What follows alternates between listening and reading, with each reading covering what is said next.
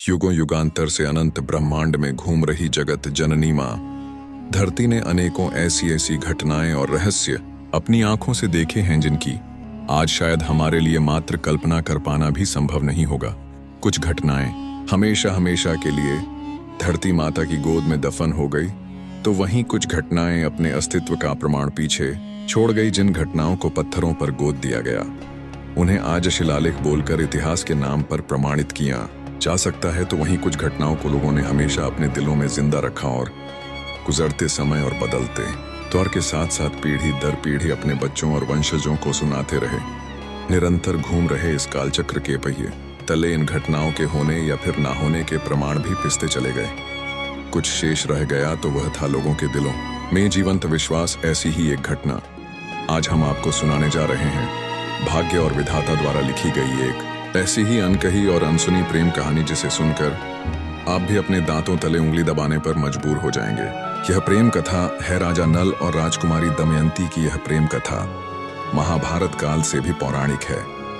इसका प्रमाण इस बात से मिलता है कि पांडव जब जुए में अपना सब कुछ हारकर वनवास को निकल पड़े, उसी वन में उनकी भेंट ऋषि बृहदश्व से हुई। तब ऋषि बृहदश्व ने पांडवों को नल और दमयंती की कथा सुनाई थी। निषद्ध देश पर राजा वीरसेन का राज्य था। राजा वीरसेन के पुत्र रूप में राजकुमार नल का जन्म हुआ। नल बड़े ही साहसी वीर गुणवान होने के साथ साथ बहुत ही सुंदर थे। इसका अंदाजा आप इस बात से लगा सकते हैं कि नल की सुंदरता से स्वयं देवताओं को भी ईर्ष्या होने लगती थी। राजकुमार नल को शस्त्र विद्या और अश्व संचालन में महारत हासिल थी, तो वहीं दमयंती का जन्म विदर्भ देश के नरेश भीष्मक की पुत्री के रूप में हुआ था। राजकुमारी दमयंती साक्षात माता लक्ष्मी के समान सुंदर, सुशील और सर्वगुण संपन्न थी। निषद्ध देश से जो कोई भी विदर्भ देश में आता तो राजा नल के गुणों और सुंदरता का खूब बखान करता और दमयंती अपने राज्य के लोगों द्वारा की जा रही राजा नल की प्रशंसा सुनती। इसी प्रकार जब कोई विदर्भ देश से निषद्ध देश में जाता तो राजकुमारी दमयंती के रूप और गुणों का बखान महाराज नल के समक्ष करते और इसी के परिणाम स्वरूप नल और दमयंती बिना देखे मन ही मन एक दूसरे से प्रेम करने लगे। एक दिन महल के बगीचे में टहल रहे राजा नल के कानों में पक्षियों की मधुर आवाज सुनाई पड़ रही थी। उसी समय एक सेवक दौड़ता हुआ राजा नल के समीप आ पहुंचा और बड़ी ही जिज्ञासा से नल को बताने लगा कि सरोवर में एक बहुत ही अद्भुत और सुंदर हंस आया है। सेवक की बातें सुनते ही राजा नल तुरंत वहां से सरोवर की ओर निकल पड़े और सीधे सरोवर के समीप आ पहुंचे। उन्होंने देखा सेवक के बताए अनुसार वहां वास्तव में ही एक बहुत ही सुंदर और अद्भुत हंस था। राजा नल बिना कुछ सोचे समझे उस हंस को पकड़ने के लिए आगे बढ़ने लगे। राजा को अपनी ओर आते देख हंस तेजी से दौड़ पड़ा।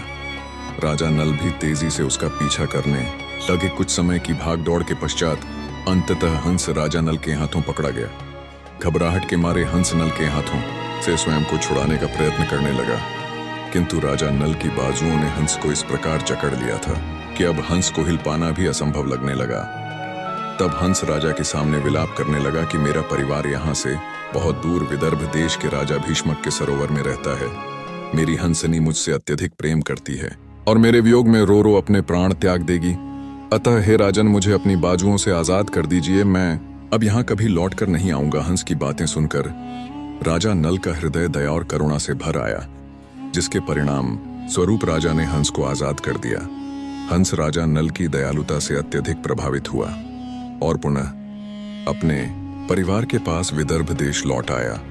अपने परिवार के पास लौटकर हंस ने अपनी हंसनी को सारा वृतांत कह सुनाया, जिसके बाद हंस ने राजा नल के स्वरूप और गुणों का बखान करते हुए कहा कि हमारी राजकुमारी भी लक्ष्मी के समान गुणवान और रूपवती है। स्वयं देवता भी दमयंती को पत्नी रूप में पाना चाहते हैं, अतः नल और दमयंती एक दूसरे के लिए योग्य है। इसी प्रकार कुछ दिन और बीत गए और एक दिन सखियों संग बगीचे में विचरण करते हुए राजकुमारी दमयंती सरोवर के पास आकर बैठ गई और सरोवर में खिले कमल के सुंदर फूलों को निहारने लगी।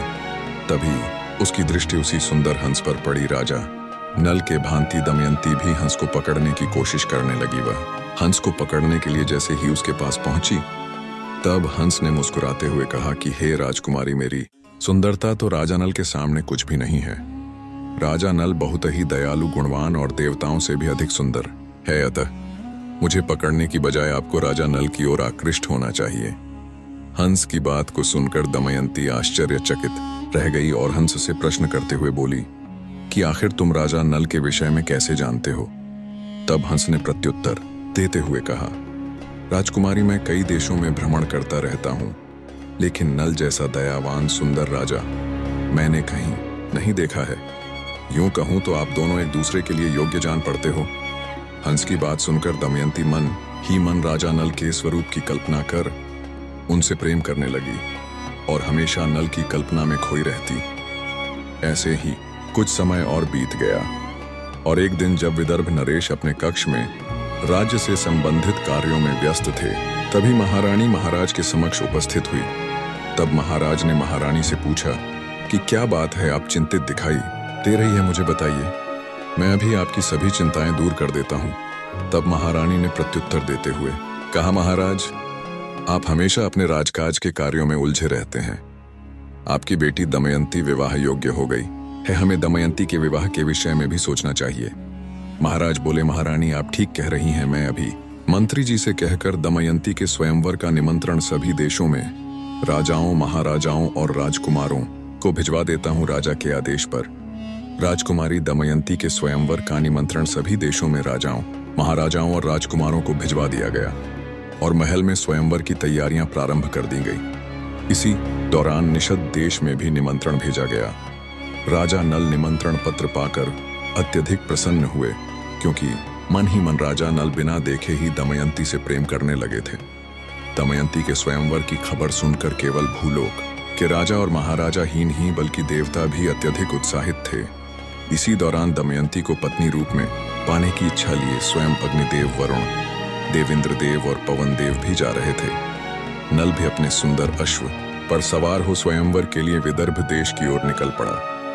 जब देवताओं ने राजा नल को स्वयंवर के लिए जाते देखा तो उन्होंने राजा नल को रास्ते में रोककर पूछा कि आप कहाँ जा रहे हैं? तब राजा नल ने देवताओं को प्रणाम किया और अब बताया कि हे देवगणों, मैं राजकुमारी दमयंती के स्वयंवर में जा रहा हूँ। राजा नल की कुशलता और सुंदरता को देखकर देवताओं ने सोचा, नल तो हम सभी से अत्यधिक सुंदर है दमयंती, इसके सामने हमसे विवाह नहीं करेगी, वह नल को ही अपना पति स्वीकार करेगी। तब देवताओं ने नल से कहा, दमयंती के लिए कोई भी मनुष्य योग्य नहीं है। दमयंती केवल देवताओं से विवाह करने के योग्य है। अतः राजा नल, तुम जाओ और दम से कहो कि वह हम में से ही किसी देवता को वरण कर ले। देवताओं की यह बात सुनकर राजा नल अत्यधिक उदास हो गए।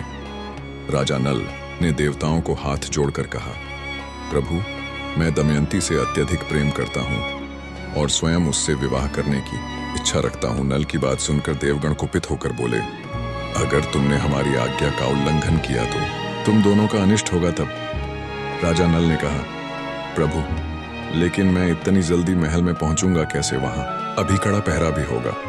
तब देवता गण बोले, आप अपने चक्षु मूंद लीजिए। जैसे ही आप अपनी आंखें खोलेंगे, आप अपने आप को दमयंती के महल में पाओगे। राजा नल ने अपनी आंखें बंद की और जैसे ही खोली तो उन्होंने सच में स्वयं को दमयंती के महल में पाया। राजा नल घूमते हुए महल के उपवन वाले सरोवर की तरफ बढ़े। उस सरोवर में राजा नल ने उसी हंस को अपनी हंसनी और पूरे परिवार के साथ देखा और अति प्रसन्न हुए। जब राजा नल को महल के उपवन में टहलते हुए राजकुमारी की दासियों ने देखा तो तुरंत इसकी सूचना दमयंती को दी कि कोई अनजान राजकुमार महल के उपवन में टहल रहा है। दासियों के कहे अनुसार जब राजकुमारी दमयंती ने उपवन में पहुंचकर जैसे ही राजा नल को देखा तो देखते ही मंत्रमुग्ध हो गई। अपने राज्य के लोगों और हंस के वर्णन के अनुसार सभी लक्षण इस व्यक्ति से मिलते थे। राजकुमारी को समझते किंचित भी देर न लगी कि उसके समक्ष खड़ा व्यक्ति कोई और नहीं अपितु स्वयं राजा नल ही है। नल को देखकर राजकुमारी दमयंती प्रफुल्लित हो उठी। राजा नल भी दमयंती को प्रेम भरी नजरों से देखकर प्रेम सख्त हो उठे। उनके सपनों की रानी दमयंती उनके समक्ष खड़ी थी। तभी अचानक से नल को याद आया कि वे यहाँ अपना प्रेम प्रकट करने नहीं अपितु देवताओं का संदेश लेकर आए हैं। राजा नल ने अपने दिल पर पत्थर रखकर दमयंती से कहा कि हे राजकुमारी, यहाँ आपके स्वयंवर में आने के लिए मैं भी आमंत्रित था, किंतु मार्ग में आते समय मेरी भेंट 4 देवता पवन देव, अग्निदेव, इंद्रदेव और वरुण देव से हुई उन्होंने मेरे साथ आपके लिए संदेशा भिजवाया है कि दमयंती से कहना कि वे मनुष्यों के नहीं देवताओं के वर्ण योग्य है, इसलिए वे हम देवताओं में से किसी एक का वर्णन करें। यह सुनते ही दमयंती के मन को आघात हुआ और दमयंती ने देवताओं के प्रस्ताव का खंडन करते हुए क्रोधित स्वर में प्रत्युत्तर दिया कि मेरे ऊपर किसी का अधिकार नहीं है, भले ही वे स्वयं देवता ही क्यों ना हो, और ना ही मैं कोई राज्य हूं जिसे विजय कर उस पर शासन किया जा सकता है। विवाह कोई व्यापार नहीं है जो हर किसी के साथ किया जा सके। मैंने केवल आपसे प्रेम किया है, मैं अपना सर्वस्व आपको अर्पण कर चुकी हूँ। मेरा विवाह आपसे ही होगा, अन्यथा मैं कदापि विवाह नहीं करूंगी। दमयंती की बात सुनकर राजा नल अति प्रसन्न हुए, उनका अशांत मन शांत हो गया। तत्पश्चात राजा नल विवाह समारोह में शामिल हुए। कई देशों के राजा महाराजा दमयंती के स्वयंवर समारोह में आ पहुंचे थे। प्रजाजनों की भारी भीड़ भी एकत्रित हो चुकी थी। नियत समय से अपूर्व सुंदरी दमयंती ने हाथ में वरमाला ली अपनी सखियों के साथ प्रवेश किया।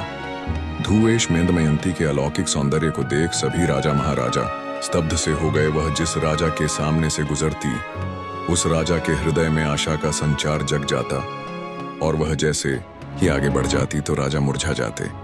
लेकिन दमयंती की आंखें तो राजा नल को ढूंढ रही थीं। लेकिन तभी दमयंती ने कुछ ऐसा देखा जिसे देख उसके पैरों तले मानो जमीन खिसक गई। दमयंती ने देखा, बिल्कुल नल जैसे ही स्वरूप धारण किए हुए 5 राजा वहां मौजूद थे।